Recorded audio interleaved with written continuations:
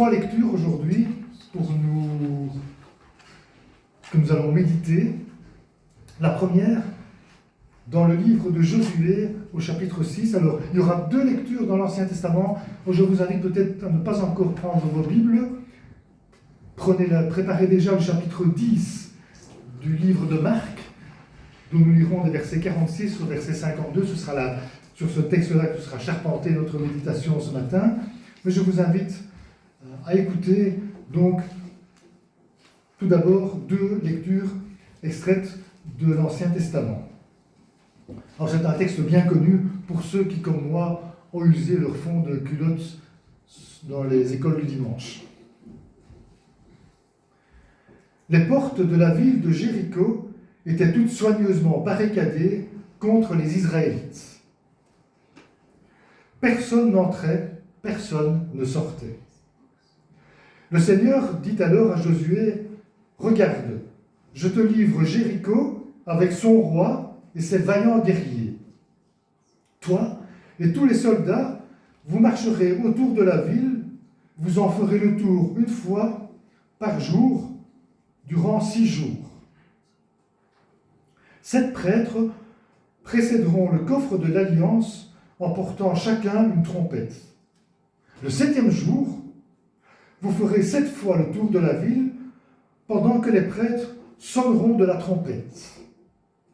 Lorsqu'ils feront entendre une note prolongée, le peuple poussera un formidable cri de guerre et les murailles de la ville s'écouleront. » Une 2e lecture dans le livre des psaumes, au psaume 34, nous lirons du verset 7 au verset 9. Un malheureux a crié au secours. Le Seigneur l'a entendu. Il l'a sauvé de toutes ses détresses. L'ange du Seigneur monte la garde autour de ceux qui le craignent. Il les met hors de danger. Goûtez et voyez combien le Seigneur est bon. Heureux celui qui trouve refuge en lui. Goûtez et voyez combien le Seigneur est bon. Heureux celui qui trouve refuge en lui. Et enfin, notre 3e lecture, donc dans le livre de Marc, au chapitre 10, versets 46 à 52, c'est le récit de la guérison d'un aveugle, Bartimée. Ils arrivent à Jéricho alors que Jésus sortait de cette ville avec ses disciples et une foule de gens. Un aveugle appelé Bartimée, le fils de Timée, était assis au bord du chemin et mendiait. Quand il entendit que c'était Jésus de Nazareth, il se mit à crier « Jésus, fils de David, prends pitié de moi !» Beaucoup lui faisaient des reproches pour le faire taire, mais il criait de plus belle « Fils de David, prends pitié de moi !» Jésus s'arrêta et dit « Appelez-le !»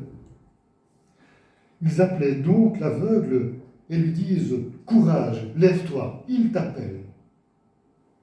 Alors, il jeta son manteau, se leva d'un bond et vint vers Jésus. Et Jésus lui demanda « Que veux-tu que je fasse pour toi ? Que veux-tu que je fasse pour toi ?»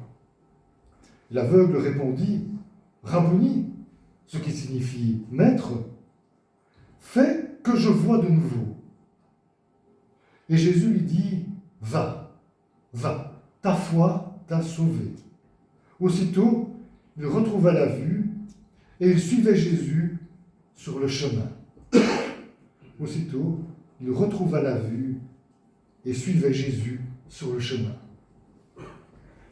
Jusqu'ici, la lecture de la parole pour ce matin. Voici quelques semaines, alors que nous faisions mémoire de la Réformation, notre frère Étienne, que je salue, nous a conduits dans une réflexion mettant en exergue 2 des piliers de la Réforme, symboliquement initiés par ce moine allemand que fut Martin Luther. Sola fide, la foi seule, et sola scriptura, l'Écriture seule. Et cela est vrai. Il convient que nous ayons pleinement foi au message, et j'emploie ici le pluriel, que nous ayons pleinement foi au message que nous laisse l'Écriture, à savoir ce que nous reconnaissons comme étant parole divine. Si nous n'y croyons pas, si nous ne la prenons pas au sérieux, alors à quoi nous référer? Faisant fi de la parole, nous risquons de nous laisser emporter par tous les vents de pensée et de partir à la dérive, tel notre monde qui s'est éloigné de Dieu et de ce qu'il nous a laissé comme message. Ce ne sera cependant pas là mon propos ce matin. Ce à quoi je vous invite, c'est à creuser plus encore le concept de foi, à la lumière de l'Écriture, bien entendu. Sola fide, sola scriptura, disions-nous. Et pour ce faire, je vous invite à revisiter le récit de la guérison de l'aveugle Bartimée. C'est que nous pouvons avoir de ce texte deux niveaux, deux degrés de lecture, tous les deux édifiants.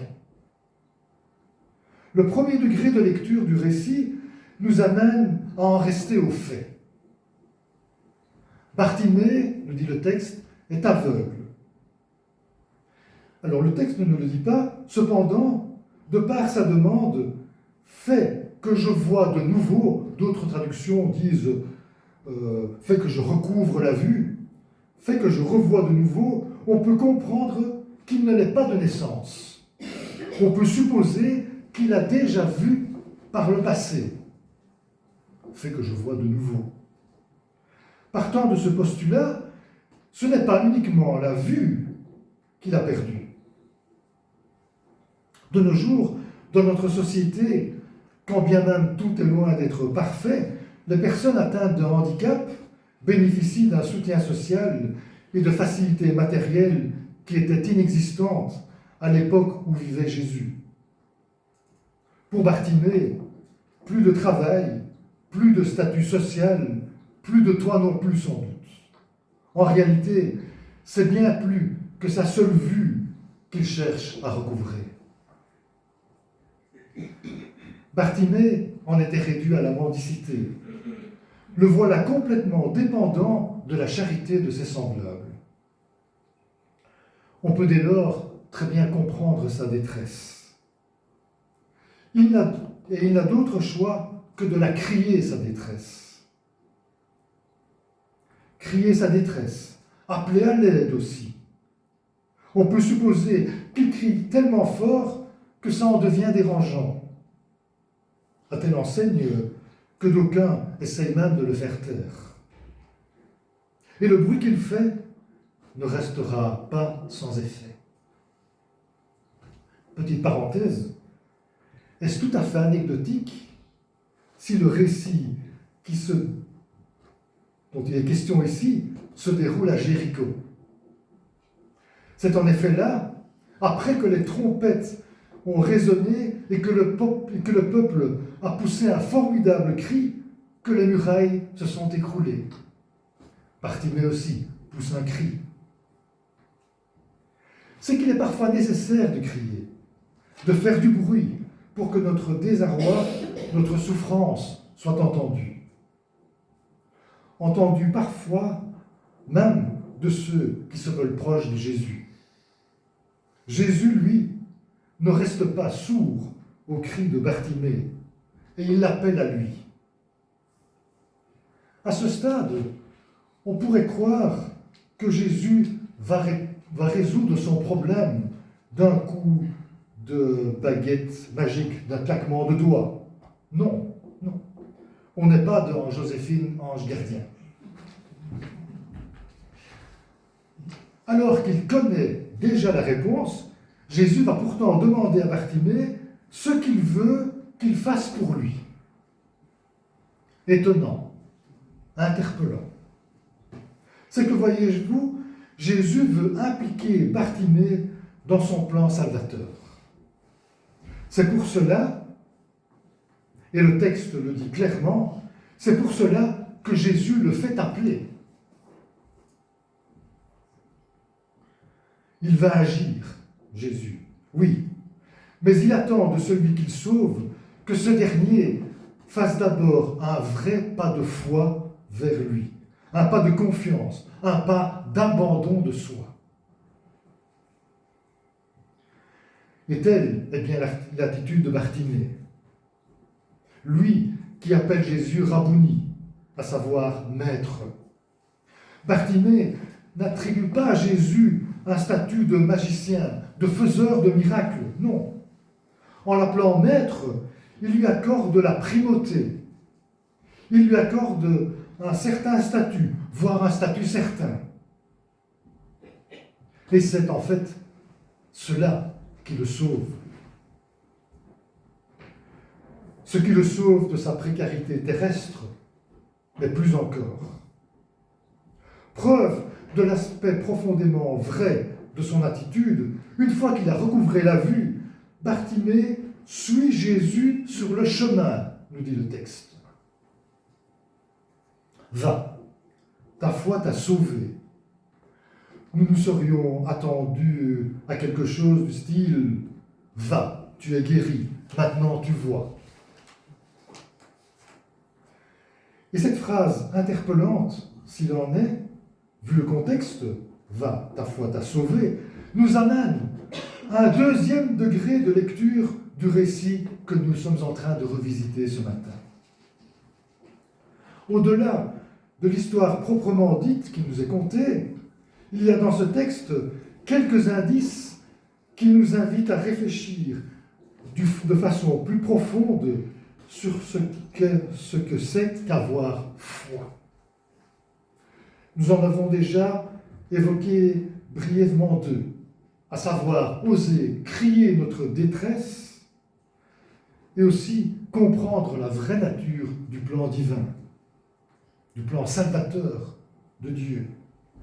Le psaume 34, dont nous avons lu un extrait, nous remet en mémoire que lorsqu'un malheureux trouve refuge en l'Éternel, lorsqu'un malheureux crie à lui, son appel ne reste pas sans effet.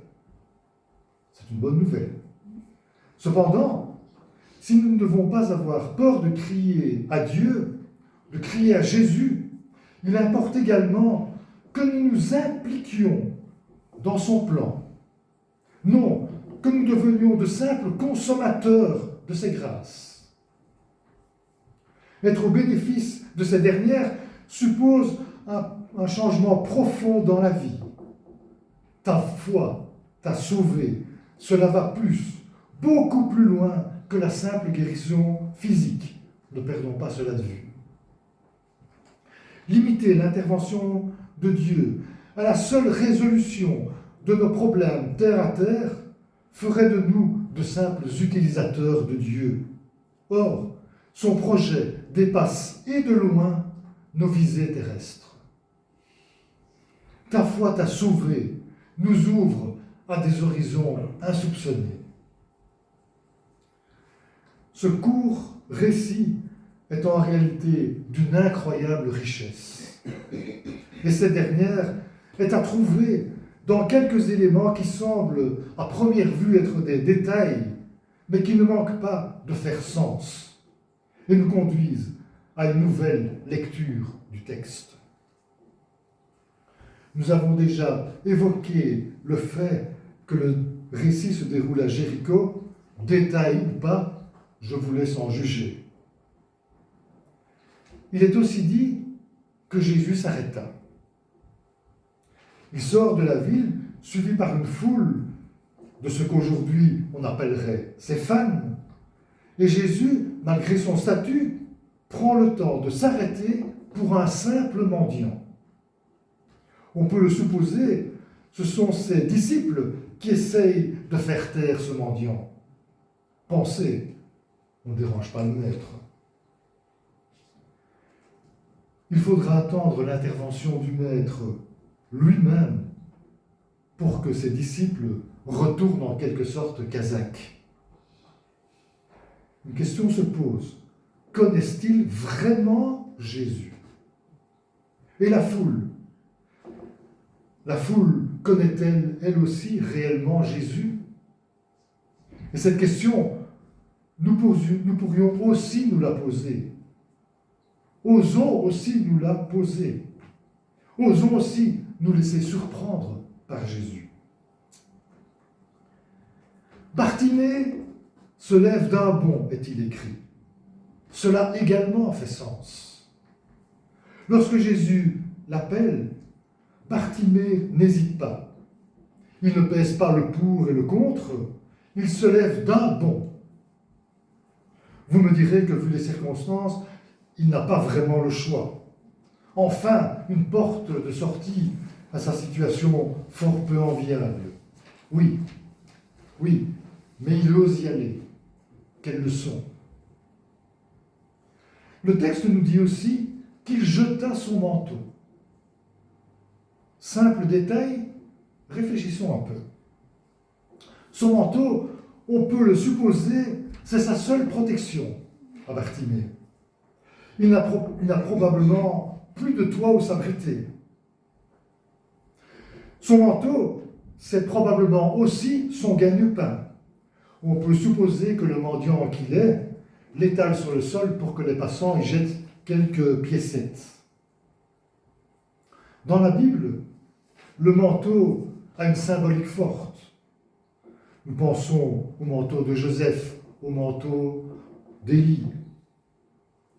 Ce geste, apparemment anodin, jeter son manteau, a une signification en réalité profonde. En faisant cela, Bartimée se débarrasse de ce qui faisait sa vie jusque-là. Il rejette ses fausses protections.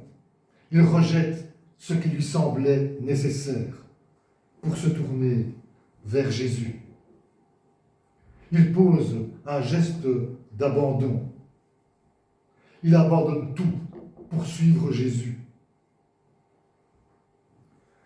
Enfin, last but not least, son nom, Bartimée. Ce nom signifie, pour faire simple, fils honorable. Bartimée n'est donc pas ce qu'on appellerait un vaurien. Son nom aussi fait sens. Mais ce n'est pas tout. Il faut savoir que ce récit est le seul dans l'Évangile où le nom de la personne bénéficiant d'une guérison miraculeuse est cité. Il y a d'autres personnes qui sont guéries, bien évidemment, mais c'est le seul dont le nom est cité. Bartimée n'est pas un aveugle anonyme parmi d'autres. Nous aussi, aux yeux de Jésus, nous portons un nom. Aux yeux de Jésus, nous avons une identité qu'il prend au sérieux. Nous ne sommes pas des pions, des anonymes dans une foule. Quand bien même nous ne serions que de simples mendiants, pauvres, malheureux, vivant dans le désarroi, quand bien même nous aurions un statut social, économique ou autre, Jésus nous connaît personnellement. Nous avons un nom. Jésus nous connaît, et comme Bartimée, il nous appelle chacun par notre nom. Et ceci nous conduit à la conclusion de notre propos. Répondre à cet appel, c'est poser un acte de foi. Jésus, tout comme Bartimée, prend la peine de s'arrêter, c'est imagé bien sûr, lorsqu'il l'aperçoit sur le bord de la route. Sommes-nous, tel Bartimée, dans la détresse? Sommes-nous comblés et vivons-nous dans la félicité? Peu importe. La foi implique de notre part une réponse accompagnée d'une démarche d'abandon total. L'image de Bartimée jetant son manteau est à cet égard particulièrement forte. N'ayons pas peur si nous en éprouvons le besoin de crier à Jésus. Gageons que cela risque de déranger, y compris celles et ceux qui suivent déjà Jésus, L'image de la foule cherchant à faire taire Bartimée n'est pas anodine. S'en remettre entièrement à l'Éternel est avant tout un état d'esprit. Et c'est cela la foi. Il ne suffit pas de croire à quelque chose, de croire qu'il y a quelque chose qui nous transcende. Il s'agit là de croyance, non de foi. En cette période de l'Avent, si nous croyons effectivement à la promesse selon laquelle un sauveur nous sera donné, et nous croyons effectivement qu'il reviendra, ayons surtout foi en lui. Osons l'abandon total à lui. Actons et acceptons que les réponses de Jésus à nos requêtes dépassent, et parfois de loin, nos attentes. C'est cela aussi la foi. Bartimée était aveugle. Maintenant qu'il a crié à Jésus, maintenant qu'il s'est abandonné à lui, il voit. Sa véritable guérison n'est-elle que physique?